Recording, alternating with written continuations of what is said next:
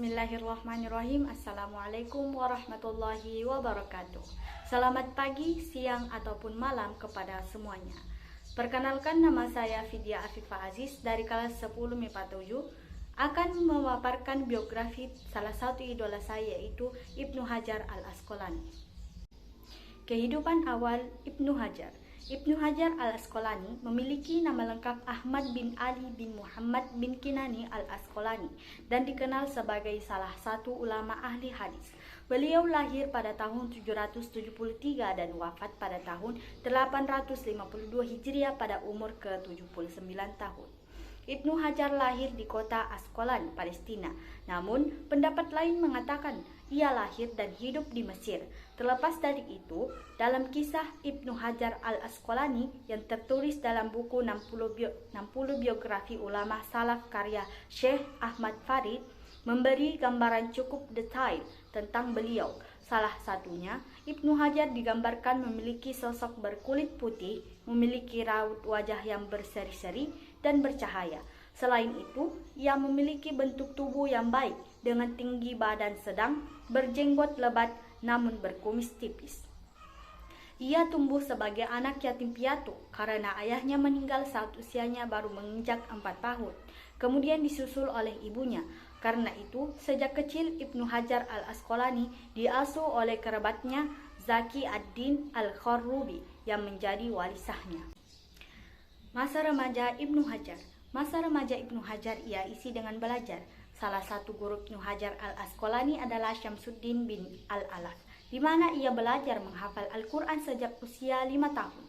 Pada usia 9 tahun, ia telah menghafal seluruh isi Al-Quran. Kemudian menginjak usia 13 tahun, ia semakin serius untuk belajar, bahkan menamatkan sejumlah kitab, yaitu yang pertama Al-Umdah Al-Ahkam karya Abdul Ghani Al-Maqdisi, yang kedua Al-Alafiyah fi Ulum Al-Hadis karya Al-Hafiz Al-Iraqi, dan yang ketiga adalah Al-Hawi As-Sogi karya Al-Qazwini. Ketika walinya meninggal pada 1386, pendidikan Ibnu Hajar al-Asqalani di Mesir dipercayakan kepada sarjana hadis Syamsuddin bin al-Qattan. Selain itu, Ibnu Hajar al-Asqalani belajar tentang fikih atau hukum Islam dan hadis dari Al-Hafiz Al-Iraqi. Saat belajar bersama Al-Hafiz Al-Iraqi inilah kemampuannya berkembang hingga menjadi pengajar hadis. Selain itu, ia pindah ke Syam, Hijaz, dan Yaman, di mana ia diberi izin oleh ulama setempat untuk mengajar hadis dan fikih. Inilah contoh karya Ibnu Hajar. Yang pertama adalah Taghliq at-Ta'liq, yang kedua Takrib at-Tahzib, yang ketiga Tahzib at-Tahzib, yang keempat Lisan al-Mizan, yang kelima Inba al-Ghomar bi Inba al-Umur, dan yang keenam adalah Rafqul Isri an-Qudat Misra. Wafatnya Ibnu Hajar. Ibnu Hajar al-Asqalani meninggal pada 2 Februari 1449 di usianya yang ke-79 tahun. Karena kontribusinya diperkirakan 50.000 orang dari berbagai kalangan berbondong-bondong menghadiri pemakamannya di Kairo, Mesir. Bahkan Sultan Saifuddin Ja'far dan Khalifah Abbasiyah di Kairo, Al-Mustaqfi II, juga menghadiri pemakamannya. Kisah inspiratif Ibnu Hajar. Salah satu kisah yang terkenal dan sangat populer di kalangan para santri serta para cendekiawan muslim adalah saat beliau belajar. Ibnu Hajar awalnya terkenal sebagai seorang santri yang bodoh karena telah belajar dalam waktu yang lama tetapi belum bisa mendapatkan ilmunya. Sampai pada suatu saat, ia sempat merasa putus asa, sehingga akhirnya berkeinginan berhenti mengaji dan pulang ke rumah. Namun, beberapa kali Ibnu Hajar memohon pamit pulang, gurunya tidak mengizinkan dan menyuruhnya untuk tetap belajar.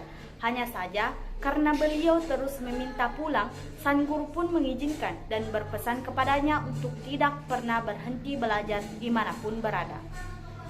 Bagian dari kisah Ibnu Hajar al-Asqalani yang banyak menjadi inspirasi pendidikan bermula dari sini, yaitu saat ia menempuh perjalanan pulang. Selama perjalanan pulang, Ibnu Hajar sempat berteduh di sebuah gua karena hujan lebat dan tidak memungkinkan untuk melanjutkan perjalanan. Karena hujan tidak kunjung reda, ia pun memutuskan untuk beristirahat lebih lama di gua tersebut dan masuk lebih dalam lagi. Setelah masuk lebih dalam, Ibnu Hajar mendengar gemericik air dan ia pun melihatnya. Ternyata air tersebut menetes ke atas batu besar dalam waktu yang sangat lama. Terlihat batu besar tersebut sampai berlubang karena terus-menerus terkena tetesan air. Ibnu Hajar pun mulai merenungi proses belajarnya dan caranya berpikir. Ibnu Hajar berpikir kalau otak atau pikirannya tentu tidak lebih keras dari batu. Batu besar yang keras saja bisa berlubang oleh air yang lembut. Menurutnya, tidak mungkin otaknya tidak memiliki bekas sama sekali jika terus-menerus belajar dan menempannya dengan ilmu pengetahuan. Kisah Ibnu Hajar al-Asqalani dalam menempuh proses belajar pun berlanjut. Karena telah itu, ia mengurungkan niat pulang dan kembali kepada gurunya untuk belajar. Mulai dari sini, beliau memiliki semangat yang besar untuk belajar dan terus berusaha menuntut ilmu sampai pada akhirnya menguasai banyak ilmu pengetahuan. Dari kisah ini juga kemudian beliau mendapat julukan Ibnu Hajar yang dalam bahasa Indonesia berarti anak batu. Selanjutnya saya akan menjelaskan poster biografi Ibnu Hajar al-Asqalani yang telah saya buat. Di dalam poster tersebut terdapat penjelasan singkat mengenai siapa itu Ibnu Hajar al-Asqalani. Yang kedua adalah biografi singkat tentang Ibnu Hajar al-Asqalani. Dan yang ketiga adalah alasan mengapa saya memilih Ibnu Hajar al-Asqalani sebagai idola saya. Alasannya karena saya terinspirasi dari kisah Ibnu Hajar dalam menuntut ilmu. Mempunyai karakter pantang menyerahnya lah yang saya kagumi dari seorang Ibnu Hajar, serta caranya memotivasi dirinya sendiri terbilang unik karena mengumpamakan batu dan tetesan air sebagai otak dan ilmu pengetahuan. Karakter dan cara berpikir seperti itulah yang dibutuhkan seorang pelajar di masa sekarang ini. Itulah mengapa saya mengidolakan Ibnu Hajar al-Asqalani. Di dalam poster tersebut juga terdapat gambar karya yang terkenal dari Ibnu Hajar al-Asqalani, yaitu kitab Fathul Bari. Kemudian terdapat logo sekolah dan logo kelas di dalamnya, serta nama kelas dan guru pembimbing di dalam poster saya. Warna di dalam poster saya memiliki makna tersendiri sesuai dengan karakter Ibnu Hajar. Yang pertama adalah merah. Merah melambangkan pantang menyerah sesuai dengan karakternya, yaitu pantang menyerah dalam menuntut ilmu. Yang kedua adalah semangat, dilambangkan oleh warna orange dan kuning. Sesuai dengan karakter Ibnu Hajar, semangat dalam menuntut ilmu, semangat dalam belajar, semangat dalam mencari ilmu. Dan yang ketiga adalah warna putih. Warna putih melambang kesucian sesuai dengan karakter Ibnu Hajar, yaitu suci dalam pikiran maupun hatinya. Itulah pemaparan biografi tentang Ibnu Hajar al-Asqalani beserta penjelasan poster biografi Ibnu Hajar al-Asqalani. Kurang lebihnya mohon dimaafkan. Wassalamualaikum warahmatullahi wabarakatuh.